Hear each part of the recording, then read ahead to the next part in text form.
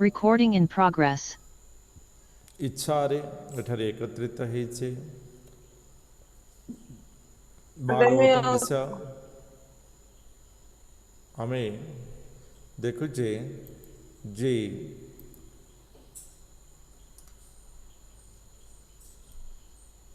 यक्ष से यज्ञर आयोजन करिसंती समस्त गंधर्व अप्सरादि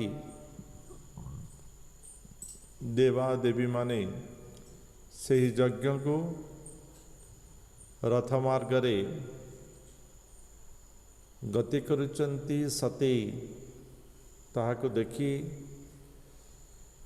एवं बुझी जानी पारिले जे तंकर पिता दक्ष यज्ञ आयोजन करिचंती एवं सेठारे समस्त भगिनी माने मातृभगिनी माने सबांधव कुटुंब बांधवी मानकर उपस्थिति को परिलक्षित करी आशा करी सती से स्थान को जीवार इच्छा प्रकट करी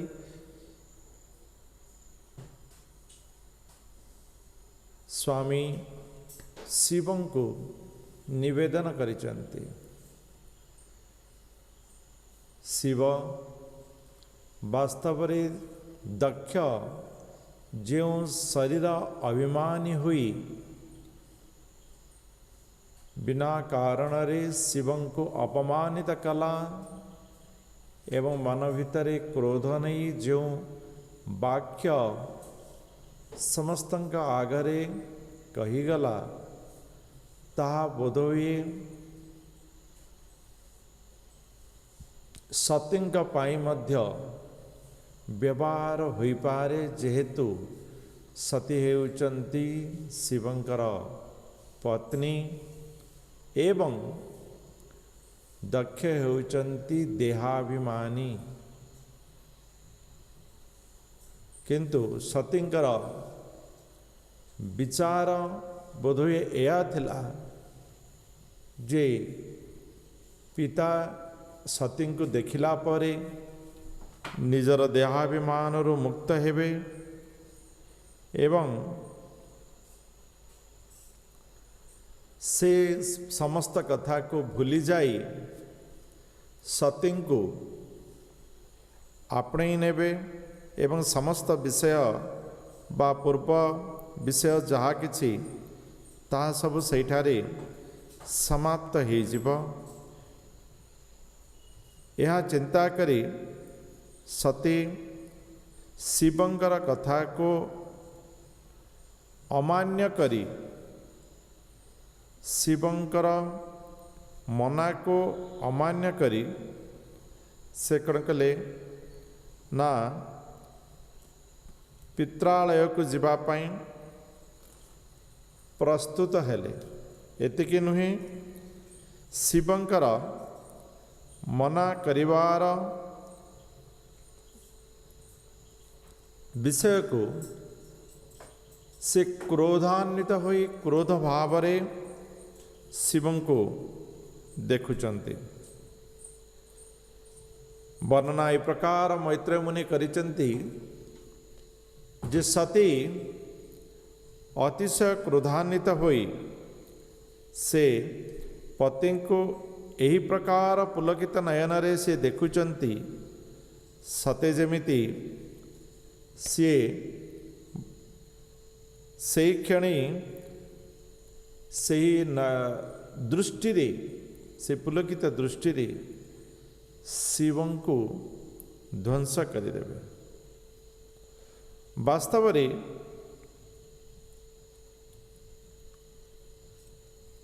सतींकर क्रोधर कारण हला जीवापाई अतिशय उत्कंठा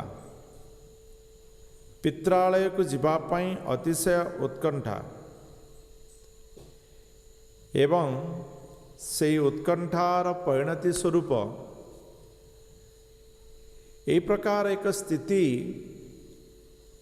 जे सती कौन सी प्रकार आभूषण इत्यादि ग्रहण न करी क्रोधान्वित होई शिवं को बा निजर गृह को त्याग करी से पित्रालय को गमन कले। अतिशय क्रोधर परिणति परवर्ती मुहूर्त शिव पार्षद माने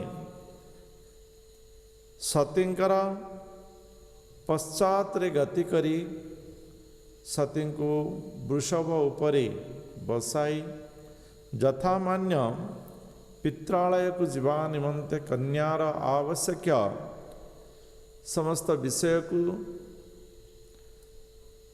प्रदान करी सती सहित आग को बढ़िले एवं सती जेतेबेले पित्रालय रे जाई पहुँची यज्ञ स्थान रे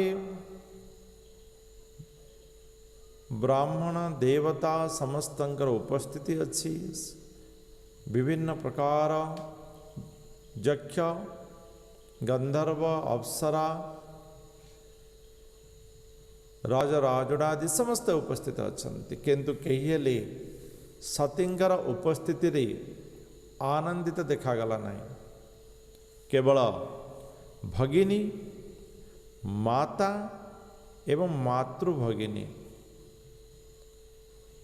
एमाने सती को पाछुटी नहीं गले। वास्तव में सती को पाछुटी नेबारे यह कारण निर्देशन होची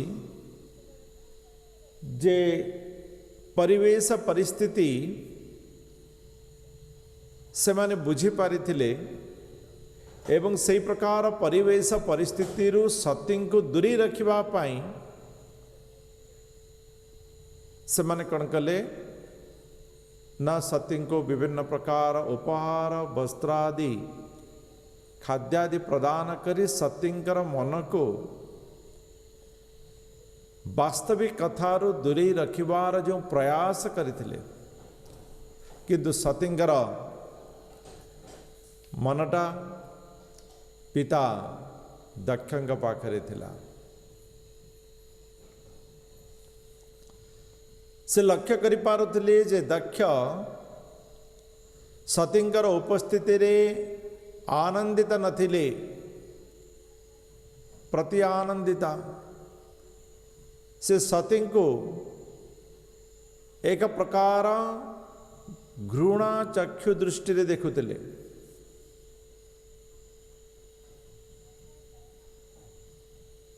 प्रेमर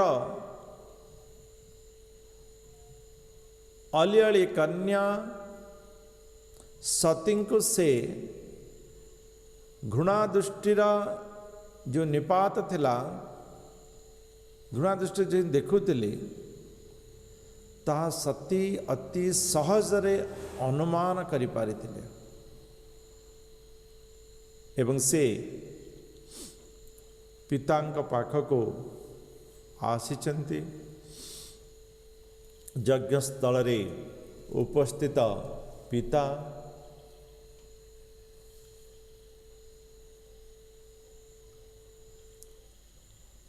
पितांकर यही प्रकार व्यवहार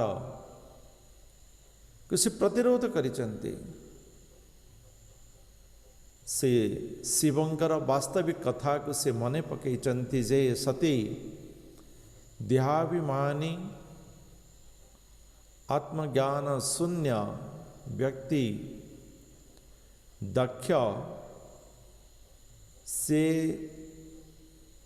देहात्म भाव रे निश्चित रूपे मो प्रति थिवा घृणार दृष्टि तुम उपर निपात करिवे तुमको से दृष्टि रे देखिवे एवं तुम्हें सती सही प्रकार घृण्य वातावरण को सह्य करिवारिब नाही ताहा तुमको मृत्युवत कष्ट प्रदान करिब किंतु सती ताहा को न शुणी आग को आसीचंती किंतु वास्तविक शिव जहाँ कही ताहा ही पित्रालय रे से देखुचंती एवं यही प्रकार दृश्य देखी सती दक्ष बहुत किसी कही। हे पिता जतपाद पद्मं महतांग मनोजीवी मनोलिभि निर्सेवितं ब्रह्म रसासवार्थिभिः लोकस्य जद वर्षति चाशिशूर्थिन तस्मै भवान् द्रुह्यति विश्वबंधवे।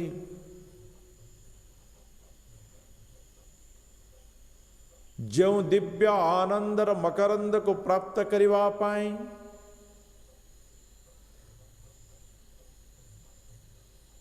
महतगण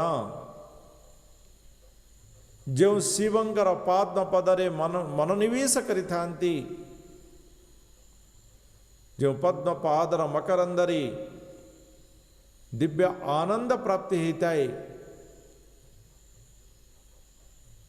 हे पिता जार आशीर्वाद रे लोकं का मनोकामना पूर्ण हो जाई थाए सही विश्वबंधु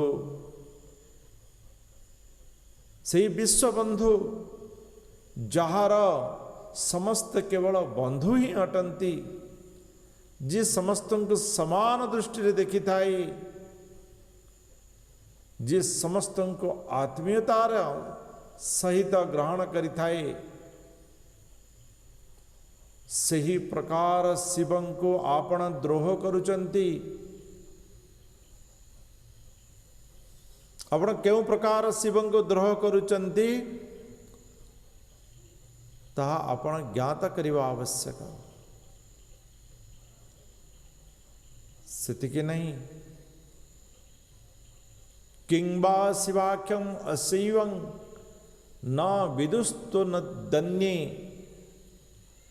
ब्रह्मादयस्तम अवकीर्य जटाह श्मशाने तन्माल्य भस्म नृकपाल्य अवसत पिशाचै ऋजेर्बुद्ध विदधति तच्चरणावसृष्टम।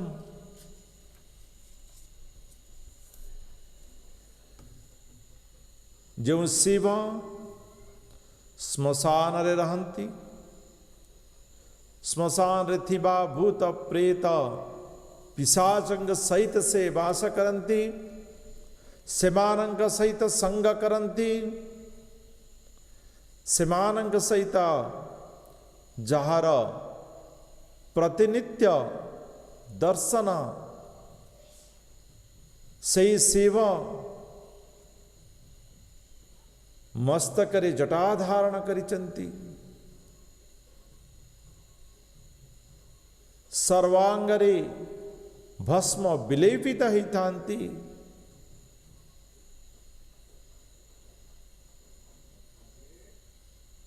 नरकंकाल को माळ करी आनंद भोग करिथांती। हे पिता से समस्तंकर अमंगल को हरण करिथांती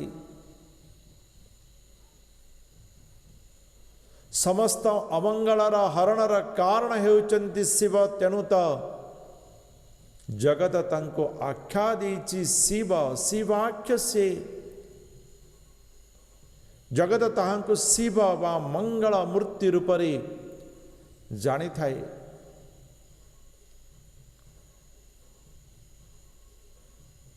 एवं सही शिवंकर सही मंगलकारिंगर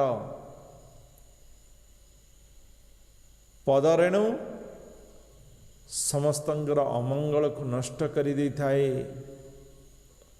समस्तंगर कामना को पूर्ण करी दी थाए समस्तंगर मंगल प्राप्त कराई थाए। तेणु आपणंक व्यतीत ब्रह्मादि महतगण से रेणु को स्पर्श करिथांती। हे पिता आपणंक व्यतीत केवल जगत रे दक्ष व्यतीत ब्रह्मादि महतगण जार पदरेणु स्पर्श करिथांती आपण सही प्रकार शिवं को द्रोह करुचंती एवं द्रोह यही प्रकार एते बड़ यज्ञर आयोजन रे निमंत्रण भी नहीं, केवल निमंत्रण नहीं ताहा नुहे, तुमर प्राण प्रिया कन्यार आगमन रे मध्य आपण विमुखता प्रदर्शन करुचंती। आपणकर मन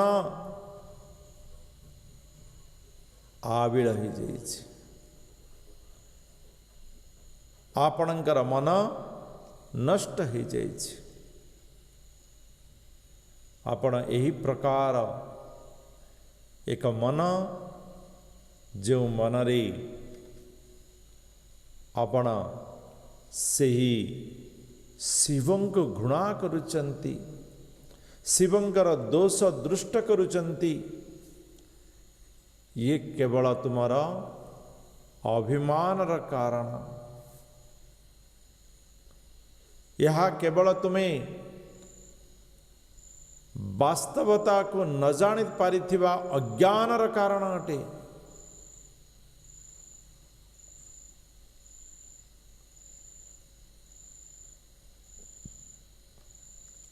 तेणु हे दक्ष, हे पिता, आपण से शिवंकर शत्रुता करिबा घृणा करिबा ये केवे ग्रहणीय नुहे। कर्णो पिधाय निरयाजत अकल्प ईसे धर्मा वितर्ज्य सुनी भिनुर्भीर अस्यमाने छिंद्यात प्रसह्य गुणतिम असतिं प्रभुश्चे जिह्वां असुन अपि ततो विसृजे सधर्मः।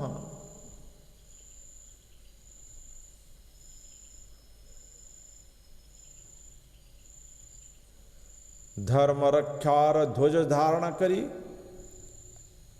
दायित्वहीन भावरे जे ईश्वरंकर निंदा करी थाए सही प्रकार निंदा श्रवण करिवा अनुचित अटे। जदि श्रवणकारी किछि करिपारिवार शक्ति नहीं तेबे से सही ठारू दूरी जीवा आवश्यक। जदि श्रवणकारीर शक्ति अच्छी तेबे सही प्रकार ईश्वर निंदुक को हत्या करी निजे मृत्यु वर्ण करिवा श्रेयस्कर अटे। हे पिता, आपण हेउचंती श्रेष्ठ। ये ब्रह्मांक द्वारा आपण को श्रेष्ठता प्रदान करा जाइछि। आपण हेउचंती राजा। राजार कर्तव्य हला प्रजा को ईश्वरंकर मार्गरे नवा, राज्य को ईश्वरंकर मार्ग व धर्म मार्गरे नेवा।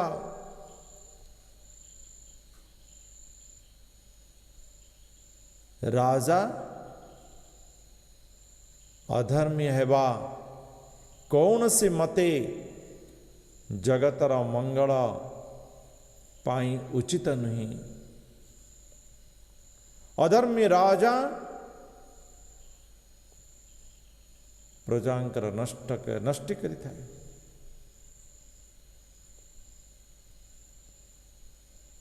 आपण समस्तंकर नेतृत्व नहीं राजा होइथिले मध्य आपण ईश्वरंकर निंदा करिसंती, अपमान करिसंती। केवल अपमान निंदा नुहे, घोर अपमान करिसंती।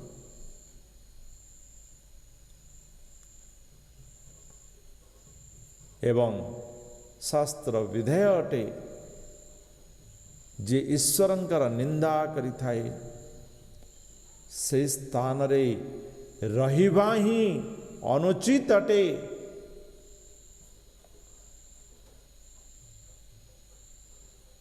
जदि आमे किछि न करि परिबा, जदि किछि करि परिबा तेबे तार प्रतिहित करिबा आवश्यक।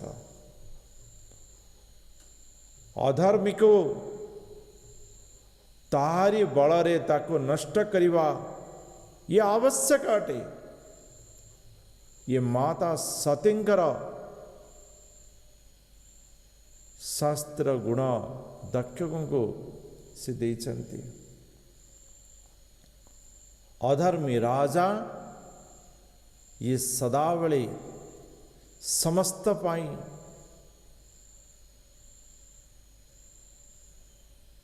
नष्टर कारण होता है। तो ये प्रकार ईश्वर निंदुक व्यक्ति को नष्ट कर दे, यदि से निजे भी नष्ट हो जाउछ तेबे कौनसी दुख नहीं।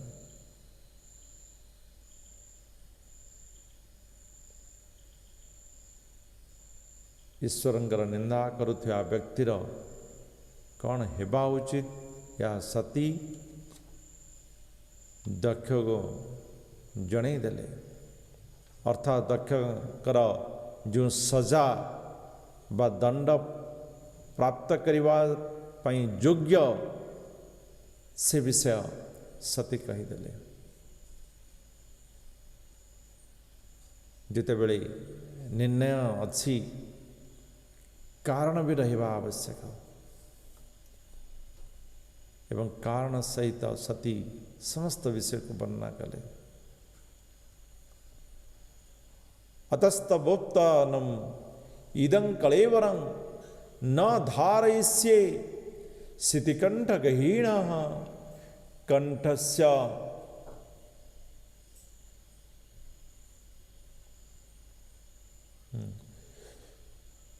जगस्य मोहादि विशुद्धिम अंधोस जुगुप्सिता शुद्धरणं प्रपक्षते।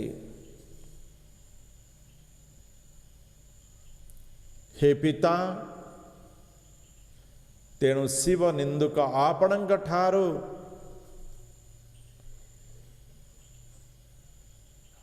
आपणंकर औरसरु मु जो शरीर प्राप्त करिछि सेथिरे आपणंकर रक्त प्रवाह हेउछि। आपण ईश्वरंकर निंदारे जो प्रकार उठुबुठु होई रहिचंती एवं सेही रक्त मो शरीर रे प्रवाह हेउथिबा तो मो मध्य ईश्वर निंदुक।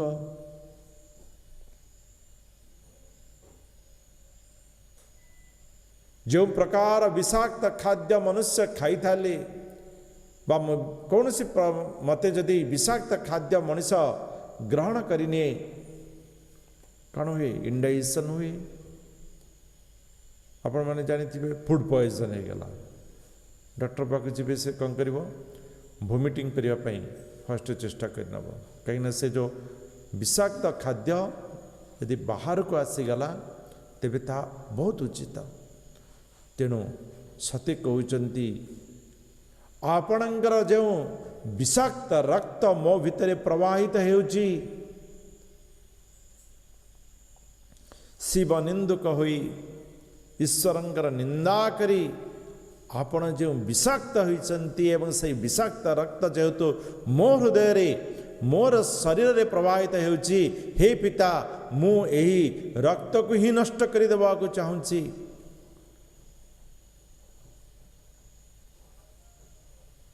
आपण मोर पति जगतर मंगलकारी शिवंगर घोर निंदा करिसंती, अनावश्यक निंदा करिसंती, अपमान करिसंती। तेणु आपणकर शरीरर रक्त मो देहरे रहिबा ये उचित ही नहीं। मु यहाँ को नष्ट करी शुद्धता प्राप्त करने को चाहता है।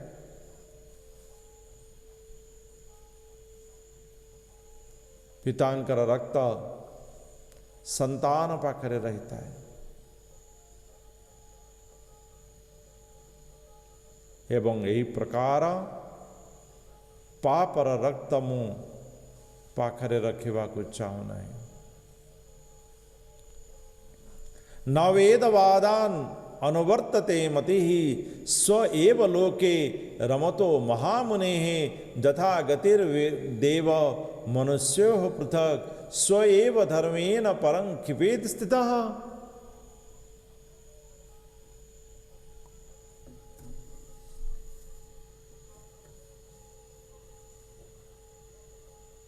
हे पिता,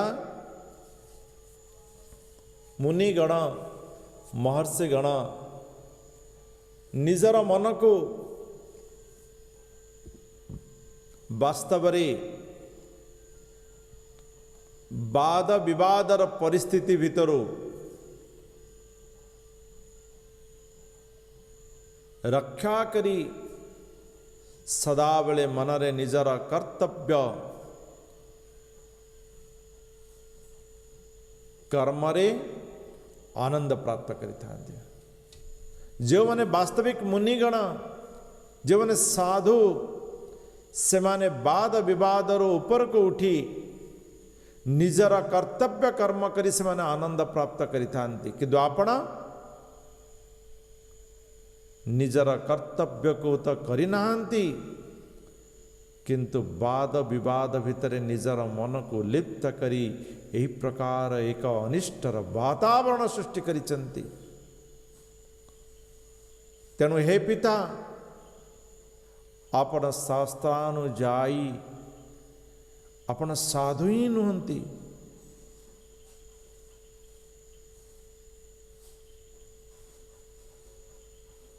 उदाहरण स्वरूप जथा गतिर्देव मनुष्यो पृथक स्वएव धर्मेण परं क्षिपे स्थितः। मनुष्य माने मनुष्य लोकरे मनुष्य लोकर विधि अनुसार चलिचरण करिथांती। देवता माने देवलोकरे देवलोकर विधि अनुसार चलिचरण करिथांती। जड़े अन्य जनर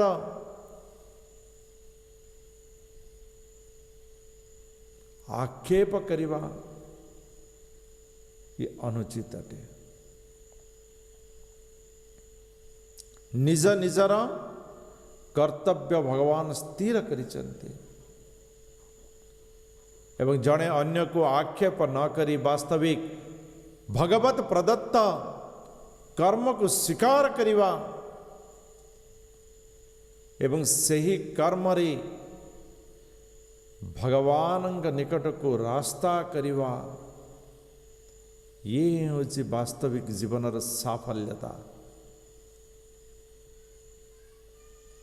अन्यर कर्म को आजिकल ये साधारण मनुष्यर गोटे प्रकृति गुण भी देखुथिबा आपण निज पाखरे थिबा शक्ति सामर्थ्य को सदाबले से निजे दुर्बल बोली भावी थाए,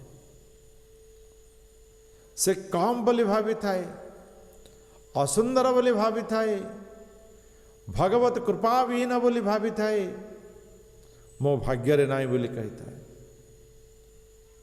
किंतु अन्य पाखरे थिबा जहा किछि सबा को भल लगी था। ये वास्तविक असूया साधु माने करंती नहीं। निज पाखरे थिबा निज परिवेश रे थिबा निज आयतरे थिबा जहा किछि सेथिरे सेमाने निजर गति भगवत गति करि थांती सेथिरे सेमाने आनंद प्राप्त करि थांती किंतु आपण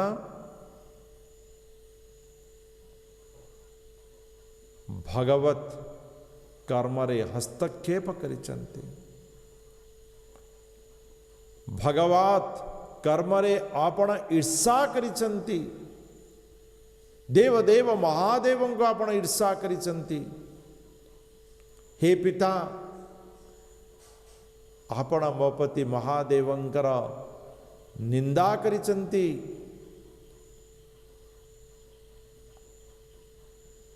जहा जने साधु पाई जने मुनि पाई जने उत्तम महत लोक पाई कौन सी प्रकार उचित नुहे जहा अनुचित अटे वाद विवाद ऊपर को उठा व्यतीत आपण वाद विवादर जनक साधिचंती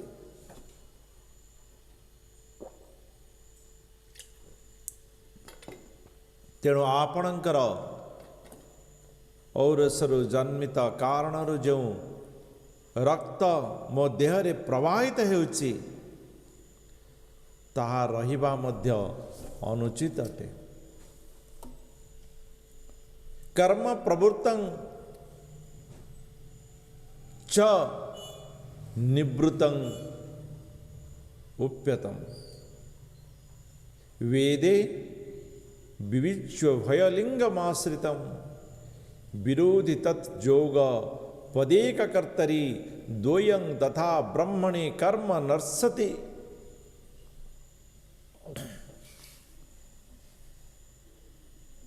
हे पिता वेद शास्त्र अनुजाई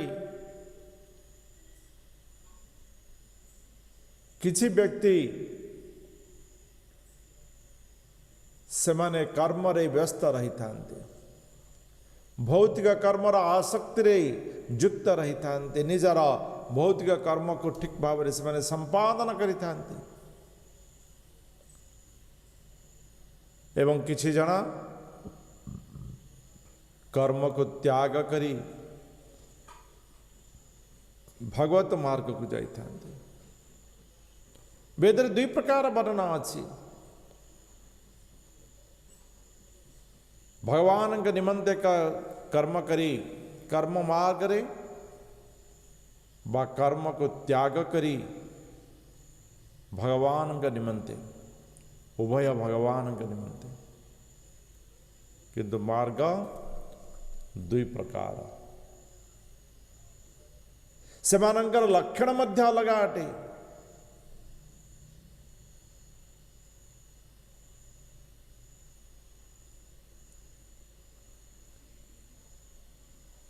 तेणु कौन सी मते यही दुई प्रकार व्यक्ति ठारू एक प्रकार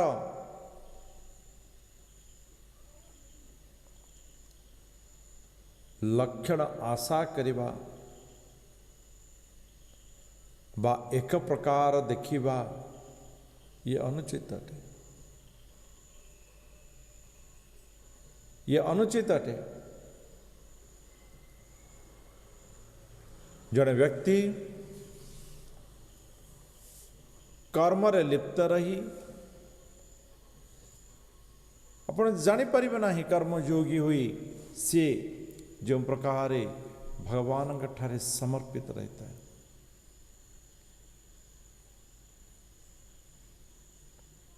किंतु आपण भौतिक कर्म रे लिप्तता रही किंतु त्याग रे कर्म रे लिप्त थिबा ବ୍ୟକ୍ତିଙ୍କ ସହିତ ସାଧୁଙ୍କ ସହିତ ତୁଳନା କରୁଛନ୍ତି।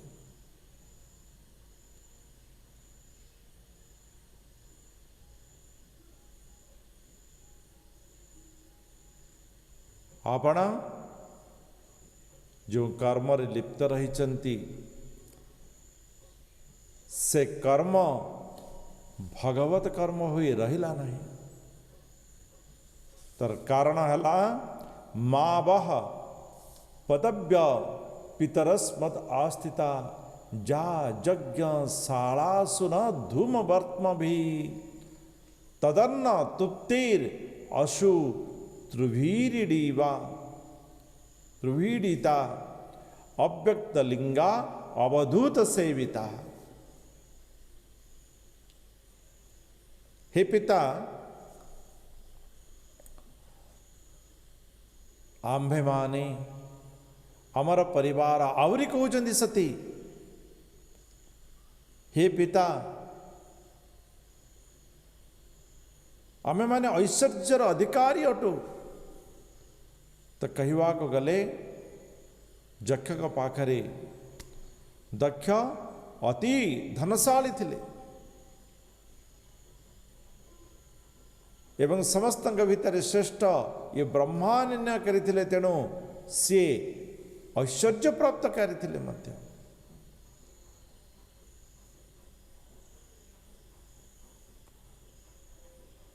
एवं यही प्रकार स्थिति को आसीबा कहीं केबे स्वप्न भी देखि परिबे नहीं। जो स्थिति रे आपण रहिचंती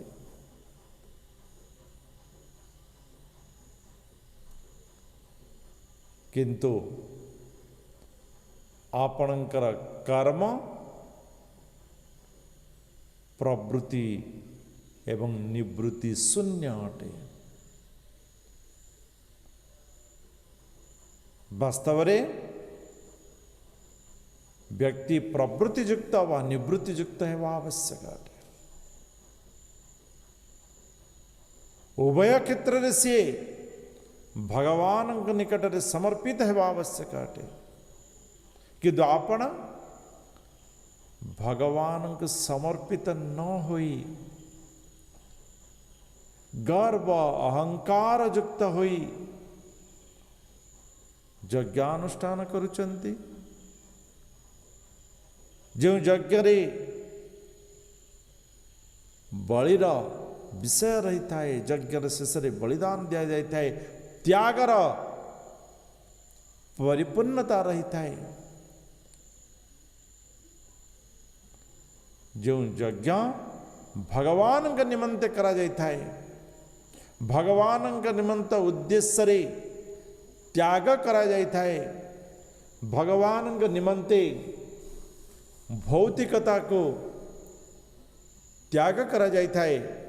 आपण सही प्रकार यज्ञानुष्ठान ईर्षा गर्व एवं अहंकार युक्त रे होई करुचंती।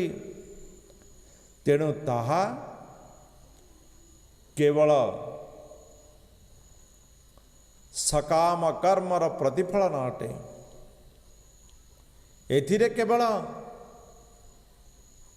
भोजन होता है, एथिरे केवल शारीरिक आवश्यकता परिपूर्ण होता है।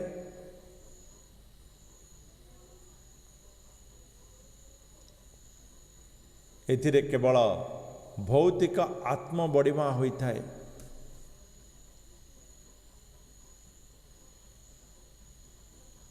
किंतु वास्तव रे जो माने साधु से माने विरक्ति भाव सहित यज्ञ करि थांती,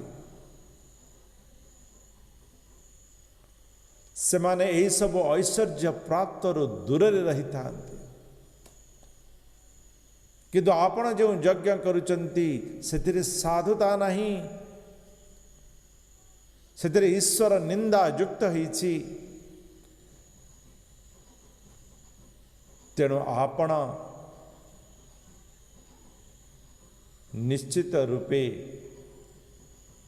क्षमार योग्य नुहंती एवं आपणकर जो रक्त मो देहरे प्रवाहित हेउची मु ताको नष्ट करिदेबी, मु ताको नष्ट करिदेबी। नैतेन देहेन हरे कृतागसो देहात देहात भवेनेका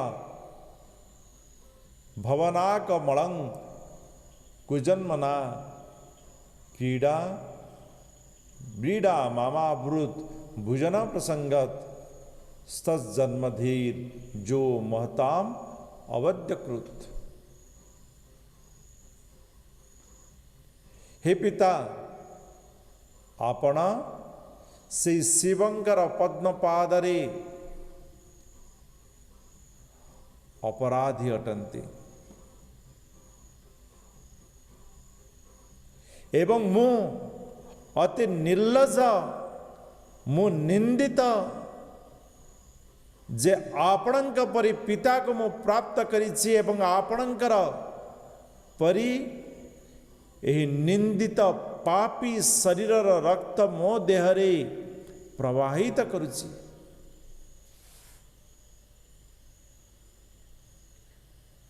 आपणक ठारू मु ए शरीर प्राप्त करिथिबा जोगु मु आजी निजको अपमानित बोध करुछि। मु सेथिपई आजी लज्जित अटे। केवल सेति नहीं पिता, मु आज निजको निजे धिक्कार करुछि। कारण जो महात्मांकर पद्मपादरे आपण अपराध अर्जन करिचंती, सही प्रकार एक व्यक्तिर संबंध स्थापन रे मु आज दूषित हो जाइछि, मु आज लज्जित होइछि, मु आज निंदित होइछि, मु आज धिक्कारर योग्य हो जाइछि।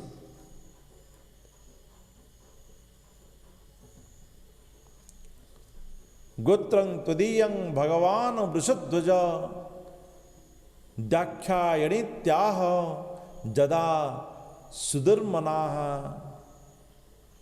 व्यपेत नर्मस्मितमासु तदो तदाहं विप्रख्य एतत् गुणपं त्वदंग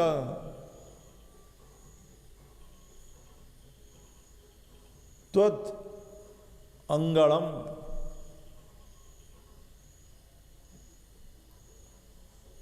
आमर गोत्र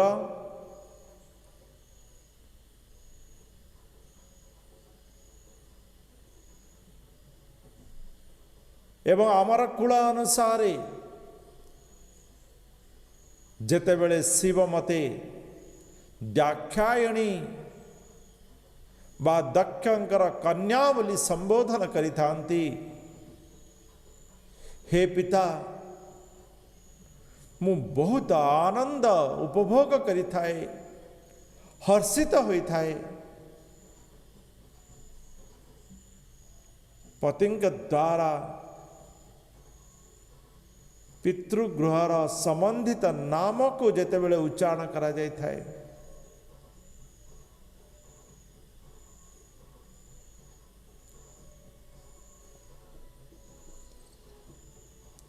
किंतु आज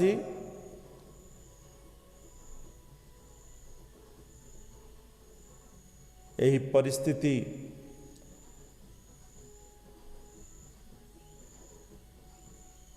सब किछि उल्टा हो जाइए।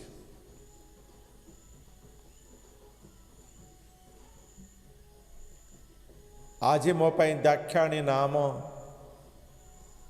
दुखर कारण हो जाइए। जो दाक्षाणी नाम उच्चारण रे पतिंकर दाक्षायणी नाम डाकरे मो भितर एक अद्भुत आनंद उत्साह सृष्टि होतला। आज मोर हर्ष आनंद सब उभे जाइछि। जेमिति गोटे मुणारू विभिन्न प्रकार विषय बाहरी थाए से प्रकार मु आपणक ठारू जन्म नहीं आज मु निजको निजे लज्जा अनुभव करुछि दुख अनुभव करुछि। तेणु हे पिता यही प्रकार शिव निंदुकंकर जो रक्त मो देहरे प्रवाहित हेउछि ए शरीर कौन सी प्रकार कार्य नुहे शिवंकर निंदारे भरपूर होइथिबा पितांकर जो रक्त मो देहरे प्रवाहित हेउछि ताहा वास्तव रे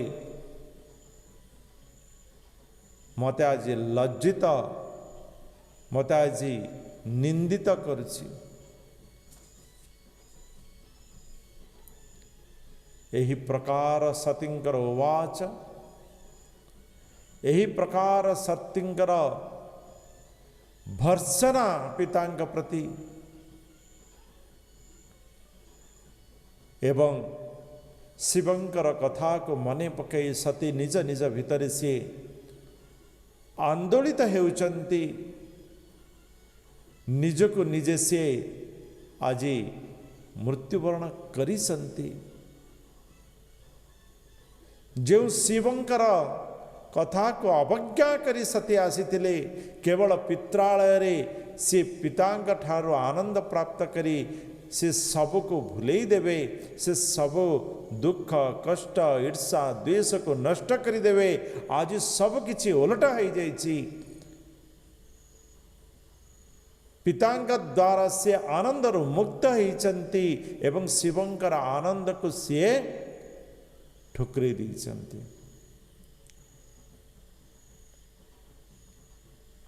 एही प्रकार एक परिस्थिति रे कन्या सती पहुँचीचंती एवं मैत्रेय मुनि कहउचंती इति अध्वरे दक्ष मनुव्य शत्रुहन खितांग बुद्धिचिंग निशसाद संतवा सृष्टा जलं पीत दुकुलं संवृता निर्माल्य दृग जोग पथं समाविशत। हे विदुर सतींकर यही प्रकार कोह भरा आत्मविभोर निंदा लज्जारे जर्जरित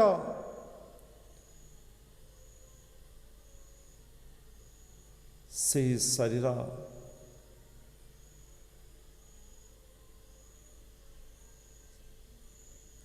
से यज्ञ वेदीर स्थली रे यही प्रकार पिता को कही उत्तर मुख होई बसी पड़िले से भूमि उपर ही बसी पड़िले पीत वर्णर पोशाक धारण करिचंती सती हस्तरे जल को स्पर्श करी संकल्पित होई गले निज को विशुद्ध करिनेले एवं मृत्युर संकल्प रे सी जोग पथरे प्रवेश निमंते चक्षु मुद्रित करिदेले। यही प्रकार भावरे सती चक्षु मुद्रित कर देइचंती कृत्वा समाना बनिको जितासना सोदान मुत्थाप्य च नाभि चक्रतः शनिर हृदय स्थाप्य धियोरुषि स्थितं कंठाद भ्रुवोर मध्य मनिंदितानयत्। सती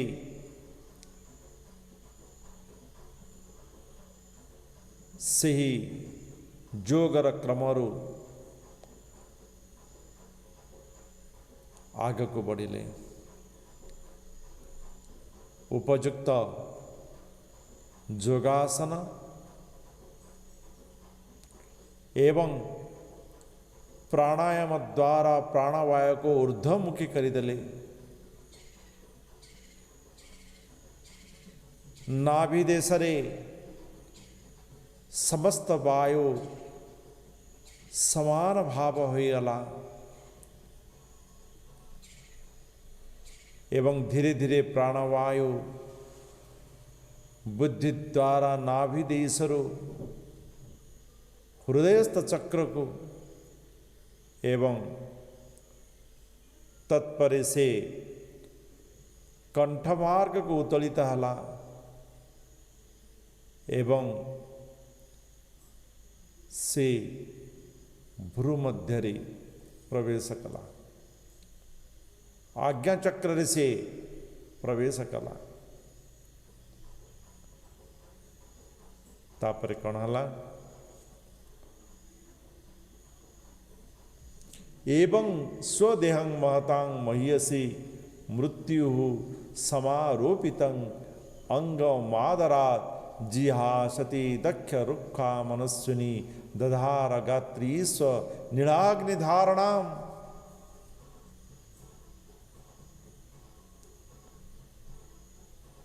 देव देव महादेव महत व्यक्ति मानंकर पूज्यतम शिव जो शरीर को आदर करुथिले जो शरीर को कोଳରେ स्थापन करुथिले सही मनस्विनी सती आज पितांक ऊपर रुक्ष होइचंती एवं निजर जीवन को परित्याग करिवार इच्छा रे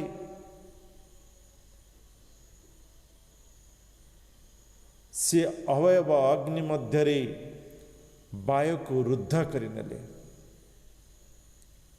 अवयव अग्नि रे से प्राणवायु को जलांजलि दे देले ततः शोभ चतुर्सरणाम भुजान सवं जगत गुरु चितयन्ति ना चापरम तदर्श देहो हतकर्म सह सती सत्य प्रज्वलाल समाधि जाग्निना एवं शिवंकर सतत ध्यान रे शिवंकर से ही पाद पद्म को ध्यान रे रत होइचंती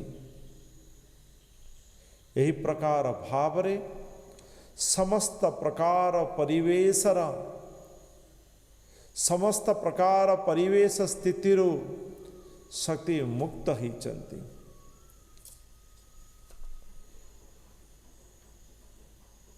एवं सही अग्नि रे सही प्रकार अवय अग्नि रे प्राण रूपी वायु को जो स्थित करिथिले ताहा धीरे धीरे सतींकर जीवन को त्याग करिदला सतींक ठारो प्राणवायु उभे गला एवं जेतेबेले सती प्राणवायु त्याग करिचंती कौन परिस्थिति हिची हमें आगे को बढ़िबा। हरे कृष्ण।